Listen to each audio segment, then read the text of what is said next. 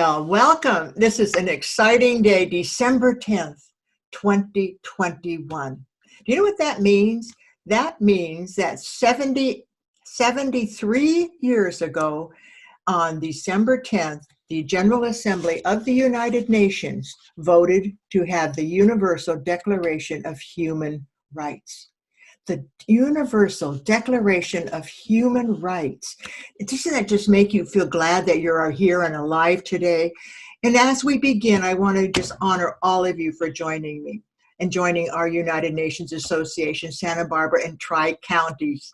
We are the oldest United Nations Association. There are 20,000 members of the United Nations Association, over 200 chapters. We work on the local level for the global United Nations. And as I've been on some of these Zoom calls celebrating this historic day Eleanor Roosevelt created with the General Assembly, I am just so honored. I saw a picture of Eleanor today and it looked like a statue. And I began to realize we don't have a day honoring Eleanor Roosevelt. We've taken care of an awful lot of men. We don't even go to work on some of their birthdays. But where is the statue? Where is the honoring of Eleanor Roosevelt? That's one of my dreams when I become the president-elect of the UNAUSA. Why not have a day dedicated to the women who have made a difference on our planet? And today you're in for a wonderful program. You're going to be hearing a wonderful woman who has been on United Nations Association meetings around the world. She's a go-getter. She makes things happen. If I want to do anything, I say, Sharon Byrne, what's next? And she will tell me, and we work together. And there's Douglas Gillies, the biographer for my late husband, Robert Mueller, whose book, Prophet, the Hatmaker's Son, should be read by everyone, showing how his decision to become a United Nations intern started when he was 3 years old, a dream that he was going to spend his life working for peace. And he entered an essay contest and won the essay contest, which allowed him to be in the first group of interns at the United Nations, standing in the hall as Eleanor Roosevelt and the General Assembly voted to adopt the Universal Declaration of Human Rights. As they exited the hall, the media came with him, and he was standing there in the hall with tears in his eyes because he thought this was going to do what we're going to now have peace on our planet, which is what he wanted to work for. And he heard a media person, I don't know who it was, say, well, there's another piece of paper to throw in the trash. And this intern from Alsace-Lorraine said, mark my words. This will be the biggest and the most important document, like the Bible, and someday at the 50th anniversary, we will celebrate the International Declaration of Human Rights. What does the human rights give us the right to do? Every person is entitled to certain rights, simply because they are human beings. Imagine, just because you're human beings, these 30 rights and these fabulous books that Debbie Cregan gives me tell us that our 30 human rights are there for all of us. We've had children in grade school read the human rights and they say, I didn't know I had human rights. And human rights are here for all of us. And I'm so grateful you're here today. Now, what about this situation that's going on today on our planet? It's huge. What about the right to housing? What about the right to ownership? What about the right to have a home? Let's listen to what the United Nations says. The United Nations identifies adequate housing as a fundamental human right, defining it as the right to live somewhere in security, peace, and dignity. It further clarifies these rights include security of tenure, adequate conditions, protection against forced evictions, and access to affordable housing, according to the UN's International Covenant on Economic, Social, and Cultural Rights. I want to thank Crystal Martinez for bringing that to my attention today.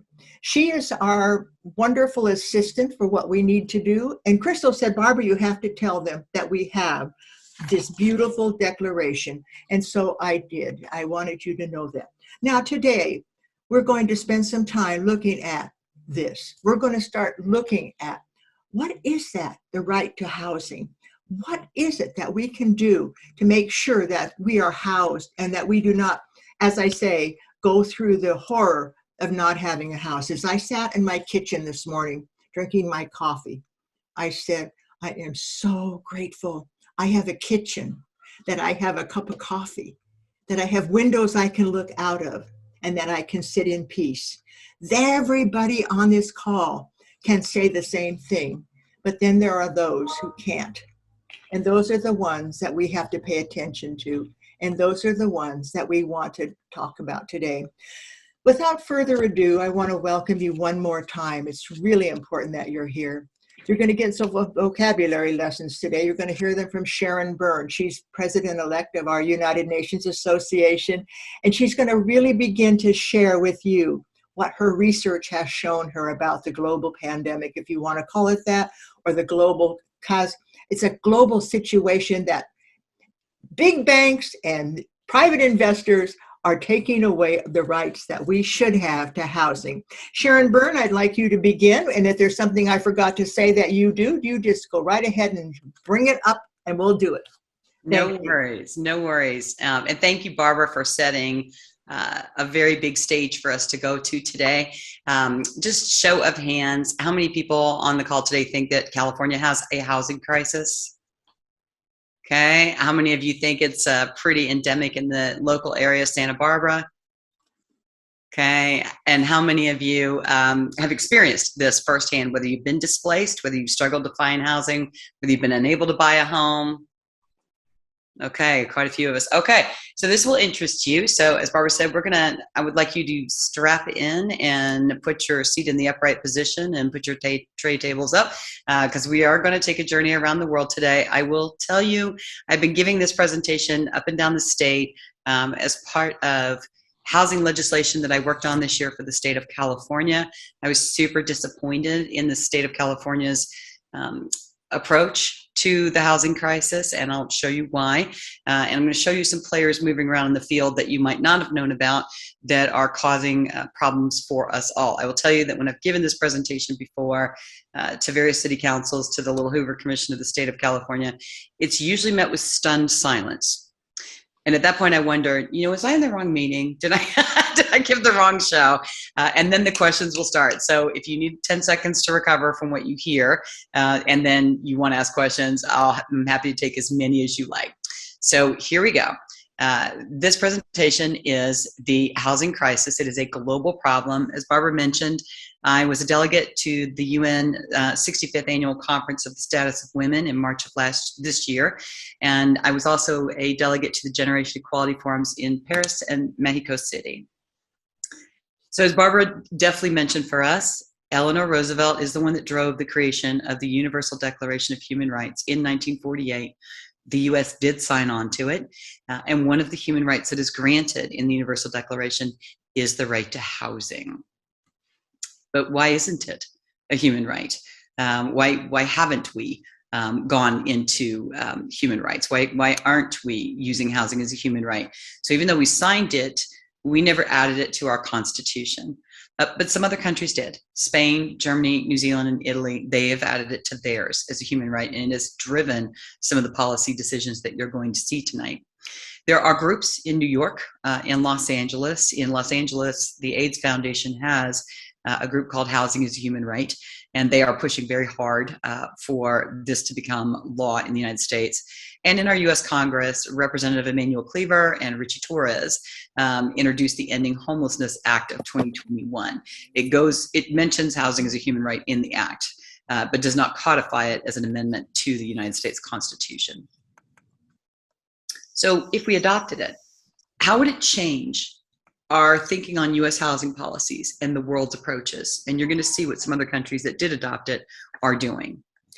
So this might surprise you, but homelessness is not a California, not even a US problem. It is now a global problem. Australia and the United Kingdom, both countries with strong socialist programs, have well over hundreds of thousands of people homeless. In the UK, this is referred to as sleeping rough. Canada has 235,000 homeless individuals. Germany has 860,000, but 400,000 of those are refugees from other countries. Cities like Amsterdam, Seoul, and Barcelona are now experiencing homeless surges. Here in Santa Barbara, our population tends to run at, in the point-in-time counts, somewhere between 600 and 1,000. So this gives you a good sense of where we compare. The United States obviously weighing in very heavily here with 550,000 plus homeless. The biggest centers, Los Angeles and New York, of course. China, though, has the most homeless of any nation worldwide, at 1 to 3 million estimated. And there is a peculiar problem in China that causes that. 100 million people are estimated to be homeless worldwide by the United Nations. And what is the cause of it? It is displacement, where we are pushing people out of their cities and out of their homes. So the financialization of housing and the pushing out of residents is something that the United Nations has looked into. As part of my legislative work for the state of California, I started looking into, like, what is, surely the UN has got to have weighed in on this somewhere. Oh yeah, they've more than weighed in on it. They have a special rapporteur that they've appointed to deal with the right to adequate housing. The lady that you see in the bottom left is a Canadian named Leilani Farha. She was the rapporteur 2014 to 2020. I've been in contact with the current rapporteur, but I'm also in contact with her.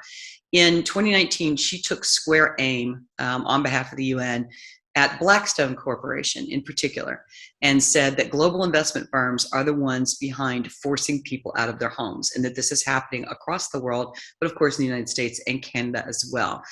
This memo got a lot of attention in the press at the time, but there was sort of not much in the way of enforcement or teeth behind it, right? It was the UN calling out an egregious practice and really trying to shame some players, but there is, the UN does not have unilateral powers to enforce anything. So the way the UN looks at housing is, it is stability, it is security, it is dignity, but it should not be treated as a commodity, meaning something that you financialize and profitize. In the United States, the Wall Street Journal, who is hardly a defender of, right to housing or renters' rights or, homeowners' rights, started sweating this year. This started happening in 2008 with the economic meltdown that was caused by the housing crisis, but it really picked up speed in about the last 5 years and has gone berserk in the pandemic. And that is that investors, and that means worldwide investors now, who found the stock markets to be overheated, were looking for alternative places to place money where they could make a strong rate of return. It turned out housing was a great bet. Starting in 2008, they bought a lot of foreclosed homes, but in recent years, they've just been buying subdivisions and homes outright. So the Wall Street Journal was a bit alarmed that foreign governments were actually now buying up US single-family homes, including subdivisions. The New York Times also ran something similar about this. They blamed Wall Street for it, but some of the companies that you're going to see investing are not here in the United States. And the Wall Street Journal again ran another article about what is happening in terms of the home prices for apartments and who are the players. Notice that they also call out Blackstone, and they call another one that you'll learn more about tonight, which is Deutsche Wohnen, which is a German subsidiary of Deutsche Bank in Germany. So let's look at locally in California. There are 90,000 vacant homes in Los Angeles, meaning that they are second homes or investment properties. And there are 50,000 people experiencing homelessness in Los Angeles. It is not taking some city leaders long to do this math.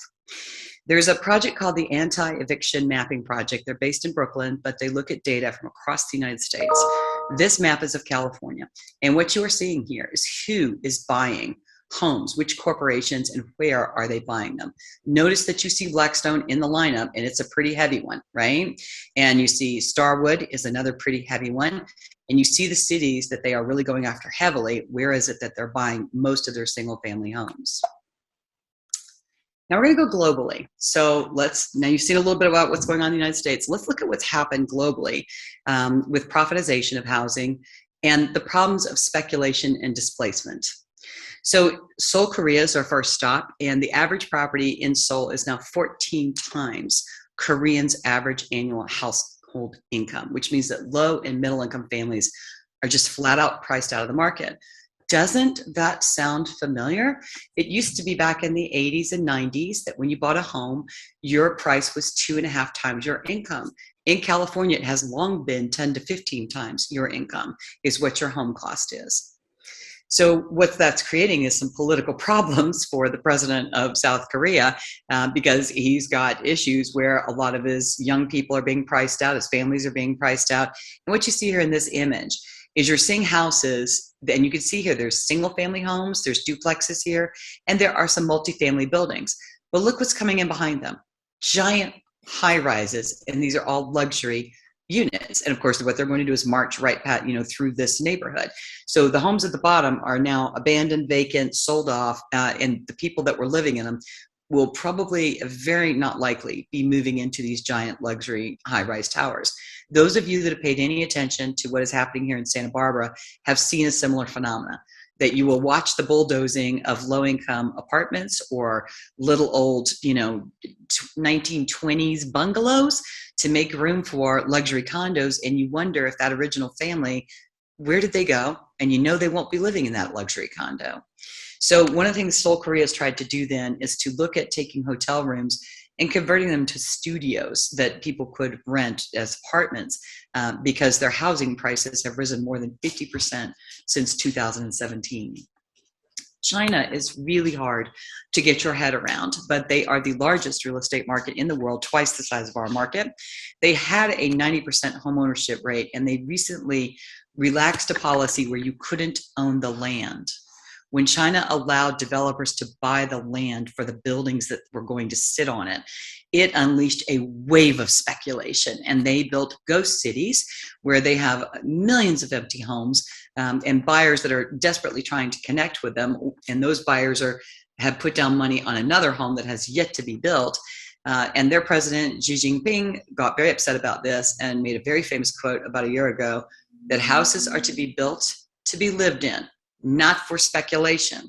So the Chinese government has tightened controls on developers and speculation through seizing control of their banks and their money supply, and making it very hard for developers to get further money to either finish building their projects or build more. So two of their biggest, one of which is Evergrande, just defaulted on a bond payment. And just so you know, Evergrande owes $300 billion in debt, which is the market cap of Disney or AT&T, just to give you a sense of how big China's market is, and the fact that it could destabilize markets around the world if it collapses. New Zealand, this is a scene that is familiar to many of us. You will see that a homeless person is bunking down here, that there are belongings, there's sleeping gear, there are items. This is obviously a commercial district. So Jacinda Ardern is a wonderful prime minister, and earlier this year, she really tried to put some cooling measures in to stop their runaway speculation prices, because the investors cashed in on their low interest rates and cheap access to capital under the pandemic-inspired stimulus spending. Sound familiar? Same sort of thing happened in the United States. Their housing prices have soared the most among the Organization for Economic Cooperation and Development Nations, rising about 30% in just the past 12 months. London, which is where my family is from, and many of them still live in the UK, there is a UK housing crisis going on where millions of people that used to be able to afford a home in the UK no longer can. And many Californians often, say to themselves, well, gosh, now would be a good time to sell and get out and take the profits and run. And then you have to immediately turn and ask yourself, and buy what? Because you would be out there in the market with all the other speculators that are all running up the housing prices. This is the same thing that's happened in the UK, and it's a combination of problems for them. They have one where it's people who are buying to leave, is what it's called. So you buy a property, you leave it vacant. There's whole swaths of buildings in London where there's no one living. Some sheik in Arabia owns it. Some investment firm owns it. No one is living there. No Londoners are living there, clearly, and no one can afford to buy them. Then there are second home investments, and London is a world capital, so you would imagine that a lot of people would like to have a second home there because they have some primary business or diplomatic reason for being in London, but it's not their primary home. The third problem for them is Airbnb. Now, this is a problem we are all very familiar with. On Wednesday of this week, I walked my council member, Oscar Gutierrez, up my street. Those of you that are friends of mine that have been to my house know I do not live in a Tony neighborhood. I live in what used to be a low rent, working class district. It is now half Airbnb. Half Airbnb. And so, and the city is not regulating any of it, right? So what happened to the families living in those homes? I don't know, but they've been priced out. London is estimated to have a minimum of 75,000 Airbnb listings alone, and they have the largest short-term rental market of any European city. And when we do Airbnb, vacation rental by owner, Picasso kind of models, we are taking existing housing stock and we are pulling it out of the market and we are profitizing it. That means whatever supply is left for people to live in automatically just jacked in price, because the same number of people looking for a place to live are now competing for fewer properties to live in. So we are really hurting ourselves by doing this. Barcelona is the most interesting case of all of them. They have an Airbnb oversaturation problem, and they have lots of empty flats. So they've got a housing deficit of 170,000 homes. And they have 450,000 homes sitting vacant, and that is making their mayor furious. In 2014, many of their neighborhoods, having been really super saturated by Airbnb and vacation rental, and having all the kind of problems that go with that, Barcelonans got mad and they got on their feet and they started yelling. And so their mayor decided what she was going to do is start fining people for leaving flats vacant. And so far, she's leveled over 3 million euros to big firms who have left buildings vacant for more than 2 years. It's pretty interesting the way that she's gone about doing it. She's also got a good vacancy tax going. And she's now moving to a place of saying, I will repossess them if you continue to leave them vacant. So she's really taking a very aggressive stance for a mayor. And it makes sense because the cost of socializing what happens to people who are displaced, what happens to people who can't find housing, that is spread to all the city's residents. So a mayor of all the city's residents absolutely has a vested interest in getting on her feet and doing something about it. Notice over here that Blackstone has also acquired a tremendous real estate empire in Spain, and that they have taken over parts of Catalonia, which is where Barcelona is located in Spain. None of this worked. I mean, she's done a good job, but it didn't work. And so on the 21st of November, which was just right around Thanksgiving, the Barcelonans had a huge protest over evictions. And they declared war on Wall Street landlords. And Andres, keep me honest here, just make sure I'm translating this right, but the sign basically says, stop evictions for the right for a home to live or for a place to live, right? That this is what this group is marching for. So again, here we have housing as a human right coming back into this conversation. One of their tenants was an Ecuadorian, and he killed himself because he was going to be evicted out of the place that he was living in, and there just are no other places to live. So it is a really serious situation in Spain and in Barcelona in particular. And again, like Santa Barbara, Barcelona is a heavy tourist city. All the world wants to go to see Barcelona. And so for having so much of their housing taken over, you know, the Barcelonans themselves are finding themselves increasingly without a place to live. Berlin's also an interesting case. So there were 3 big elections in September of this year. Obviously ours in California, which was Governor Newsom's recall. Canada had a massive parliamentary and presidential election. And Germany had a federal election in which Angela Merkel was replaced as chancellor after stepping down. Berlin had a referendum on their ballot. They are super furious. They are a city of 4 million people, 80% of whom are renters. Santa Barbara is a city of some 90,000, 65% of whom are renters. So keep that in mind that we are talking about people like us here. During the pandemic, rents started spiking through the ceiling, and the city tried a rent freeze to stop their residents from being forced out. And a federal court overturned it. Does this sound familiar? Some people are very curious about who it is that is owning Berlin. And again, have a look. It's our good friends at Blackstone here that are buying apartment buildings, renovating them, adding a lift or a balcony, and then they increase the rents to a level the tenants cannot afford. When those tenants move out, new people are recruited to come in who pay 3 times what the rent was. And this is happening all over Berlin and not even in the nice areas. So similar to my neighborhood, right? It wasn't even one of the nicer neighborhoods in Santa Barbara. People are being forced out by people taking them over and profitizing them. So Berliners got together and they put a referendum on the ballot. And basically the referendum was, should the Berlin Senate be allowed to seize buildings from corporations who own say more than 3,000 units in Berlin, should we be able to seize those buildings and turn them over to a newly created housing authority. They don't have one. They would like to turn them over, and then let that housing authority rent them out to Berliners. This is the same idea that the mayor of Barcelona is talking about. So this was the Deutsche Wohnen initiative, and they were particularly angry at Deutsche Bank and the Deutsche Wohnen arm of Deutsche Bank that was buying up so much. And I will tell you, as someone who's running the Montecito Association, I see some of the real estate sales that go on in Montecito. Deutsche Bank is a heavy-duty cash buyer of real estate in Montecito. So their reach is quite big.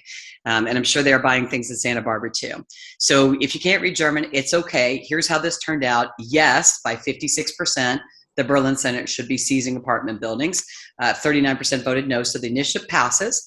And in Germany, the test is, did 25% or more of the voters turn out? And yes, they did. So this, under their federal rules, means that the initiative stands and is legal. Whether the Berlin Senate will do anything with it or not, I don't know, but at least now they have the power to do it. So here comes Canada. And there is a total Canadian housing crisis. I've got a lot of cousins up in Canada, and they've said it's just a mess up there. And they are organizing against speculators. So if you want to look at a close-up of that sign, here it is. It's all over Toronto, provided by a nonprofit called the CanadaHousingCrisis.com. Can't afford a home? Have you tried finding richer parents?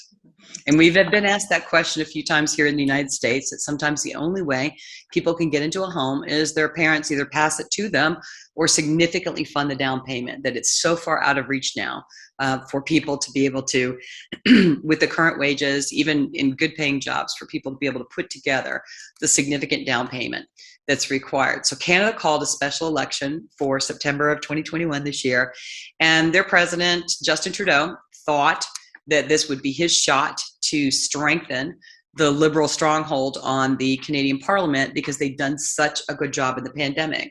To his shock and horror, the big burning issue turned out to be housing. So he quickly had to flip his stand on things, because Canadian home prices have gone up 337% in the last 2 decades. That's insane. There's wages have not even remotely kept pace with that. And in the last 2 years, they've gone up another 36%. So Canadians are furious that things that their parents could do, like buy a home, they cannot. So here's what Trudeau pledged: re-elect me, and I will ban foreign investment in Canadian homes for 2 years. They have identified foreign investors as their problem. And he wants to end the practice of blind bidding. I think both of these are solid, right? But why should Canadians have to compete against China, or Deutsche Bank for a home? That makes total sense. Toronto is now looking at what Berlin just did. Is there a possibility here, would the Canadian Constitution allow the seizing of homes from corporate speculators who buy them and either rent them out at the extortion rate or leave them to sit vacant and push Torontons out? So now you've been around the world a bit. Let's go back and look at what's going on in California. What did we do this year? Our legislature decided to get caught up in rhetoric that single-family home ownership is racist. And while there is some truth to this, and particularly the city of Berkeley, who was the lead on this, who passed the first single-family home kind of laws in the nation, and the intent was at that time to exclude other races.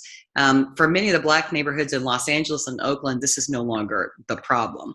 And what tends to happen in California is whatever we do with housing policy, what we end up doing is building more luxury housing. We don't happen to have a luxury housing crisis. We have an affordable housing crisis. And so it's super unfortunate that our policies seem to have the opposite effect of what's intended. This year, we passed 2 bills that were particularly egregious, which are Senate Bills 9 and 10. Having worked on this all season, I can tell you they were backed by the California Building and Industry Association, which is developers. They were backed by California realtors, who clearly sees an opportunity to profit. And they were backed by tech companies who created a group called YIMBY, Yes in My Backyard, to oppose NIMBY, which are the traditional no in my backyard Californians who don't want to see anything more built because it's not compatible with the neighborhood or it eats too many resources. Those YIMBY groups were funded to the tune of $3 million to drown the legislature into believing that everyone loved the idea that what we should do is end single family zoning. And it turned out, I think, to be a great deal for the tech companies, because they only paid $3 million to get the legislature to do for them, which would have cost them hundreds of millions of dollars, which is build more housing for their people. So basically 9 and 10 were very supply side focused, right? Just find a way to remove any kind of city controls, regulatory controls, any permitting processes, anything, and let cities just densify by building in people's backyards. Senate Bill 9 lets you do 4 units where 1 was today, and Senate Bill 10 lets you do 10 units where 1 was today. So what they intend to do is densify single family zoning.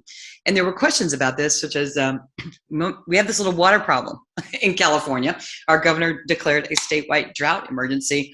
Where is the water going to come from? And that was met with a lot of rhetoric around, well, it's always better in the cities, you're using less resources, et cetera. And it was thought by a lot of EMBs, and they pushed this really hard, that it's going to trickle down. If we just build more luxury housing, eventually this is all going to trickle down and it will become more affordable. Well, I think we all saw this year what billionaires do with the money. It doesn't trickle down. They go build spaceships with it. So a lot of people had really bad reactions to 9 and 10. Housing is a Human Right released a poll in September that said that voters were extremely opposed to this. And they used a very reputable polling firm to do it. Assemblymember Rep. Kiley, who ran for governor to replace Newsom, he gave a quote during one of the housing committee sessions that said, my peers know this is just a strategy of avoidance, where we look like we're doing something, but really we're just avoiding the real problem here. And some of the bill's authors and the very powerful special interests had a lot of pull on both sides of the aisle to push this through. LA came out with really great arguments against 9 and 10 and said, they would like to see us start with the housing justice advocates and work from there.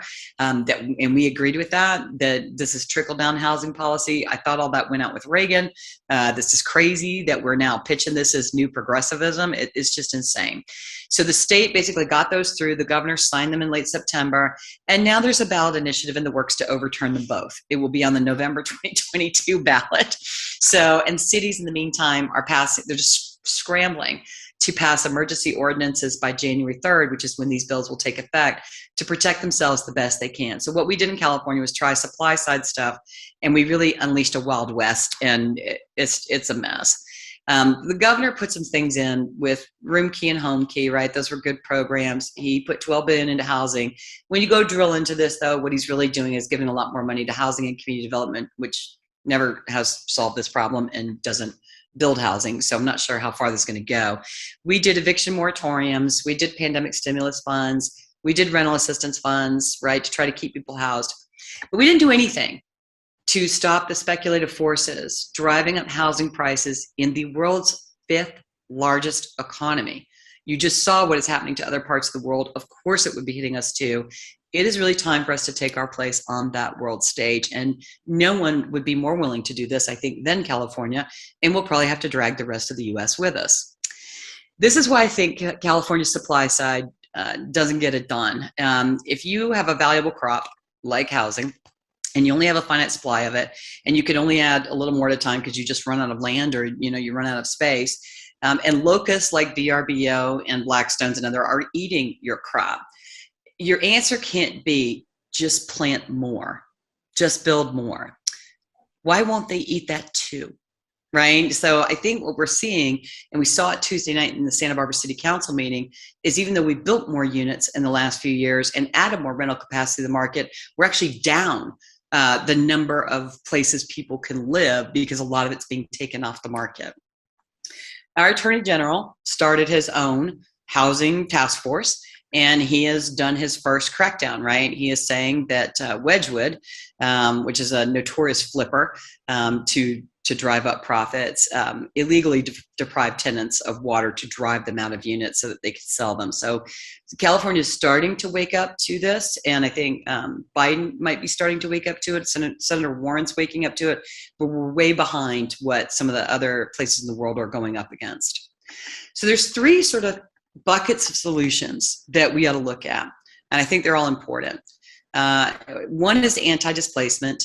Stop making more people homeless. We need to stop doing that. 2 is anti-speculation. What can we do to curb the impacts that institutional investors have on our housing markets?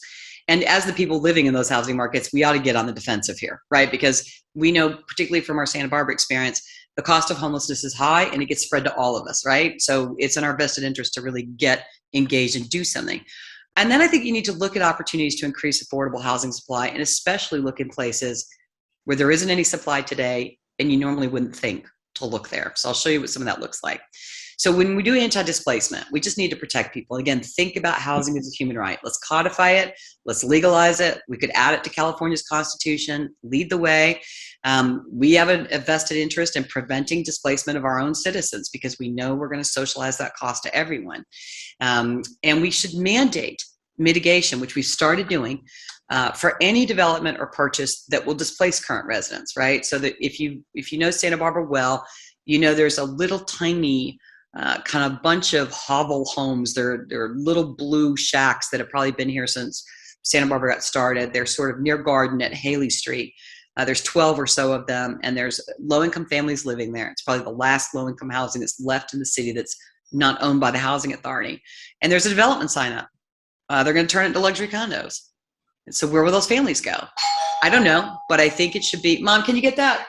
I think it should be in condition that anybody that is going to do anything that's going to displace people like this, you have to pay for their relocation for up to a year. You're not going to make them homeless. You're not going to make them a problem for us.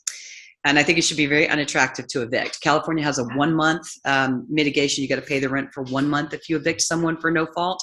Santa Barbara has 2 months, but we need it to be extremely unattractive to evict people. And Amsterdam just passed a law that if a building just sold, you don't get to do any evictions there for 2 years. And I think that's smart because that way the tenants have time to find another situation and have time to figure out what they're going to do without being pressured to get out today. So let's look at the institutional investors and how we could limit speculation and blind bidding like Canada is going to do. Ban foreign investments. I think it's a very good idea. We should not be competing against multinationals for a freaking place to live. That's insane. So that should not be happening to our people. Second home and vacancy taxes and fines. A lot of second homes in Santa Barbara, a lot of second homes in Montecito. That's a great place to raise some vacancy taxes because those are not voters that are ever going to vote you out. They don't live here. Barcelona and Vancouver have both passed that. So have Oakland. And they raised significant funds. And you could use those funds to now build some affordable and homeless housing. I wish we would just outlaw VRBO, Airbnb, and Picasso today. Just outlaw them just stop, right? Just stop it because they're just eating supply like crazy. And a fun experiment to do is to go on the web tonight and do a search for Santa Barbara vacation rental by owner. And just flip through and look through a few homes. You might even recognize a few. Then open your social media feed. This is how insidious tech companies are. And you will be littered with ads for vacation rentals in Santa Barbara. You will be shocked how many. You wonder if there's anyone living here, if the whole thing is for vacation rental, right? So if staying in the homes is now this really attractive travel product and it's really here to stay, great. Let hotels go build or rebuild properties that look like homes. They will do that. They will absolutely do that. But stop letting them eat your own housing supply. And then workforce housing. Aspen has a law. If you build a luxury home in Aspen, you got to put a bunch of money into a workforce housing. Why? Because we know that you're generating the demand for workers and they've got to live somewhere. So we've got to figure out how we're going to pay for that. Finally, let's look at supply side and where we could get super creative. We have public lands here in Santa Barbara. I don't know if many of you are familiar with it, but if you go out off El Sueno Road, the Dream Road, there is this huge, vast field. It's owned by our mass transit district, MTD. And we reached out to MTD and said, wow, you got this giant vacant field. Could we look at doing some tiny homes? Could we look at doing a homeless village? It's right next to the Department of Mental Health. That'd be great. It's next door to the sheriff's. If anything gets in trouble, they're right down the road. There's a liquor store even further up the road. But could we do something, to put up, really help house some people right now? And, MTD said, no, we're going to turn that into luxury housing. And I thought, isn't your constituency low-income bus riders? I guess you're not planning for them to live there. And so we kind of shamed them in the Independent, and they've been apologizing, but they're not backing down off their plan. I think that should be against the law in California. That if you own public lands, you have to use it for affordable housing. You don't get to get in that luxury housing game and be a speculator yourself. You're a public agency. Same for school districts, counties, cities, etc. There were some good housing opportunity tools that were put forward by the legislature through the pandemic that would have let us convert like the downtown Macy's into affordable housing, or the Nordstroms or the Sears. It would have let us take vacant office spaces and turn them into housing. It would have let us take dead motels and turn them into housing. All those bills died, I'm sad to say, but might come back around in the 2022 session. But those were good opportunities. And then we need to look at zoning and fast paths for new kinds of housing, like tiny home villages. And then, millennials and Gen Zs, they kind of want a different lifestyle, right? They want more of the dorm thing with a giant central living area. And so where's the zoning for that? So these are the buckets of solution. And what I'd love to do is find a way to work together with other global leaders. We're going to do something probably during UN Women 2022, where we pull some global leaders together with some California leaders and start trying to hash out how could we take some of these policies and really tackle them worldwide. But what we need to do is work together on solutions that get to yes for enough housing for all of our people.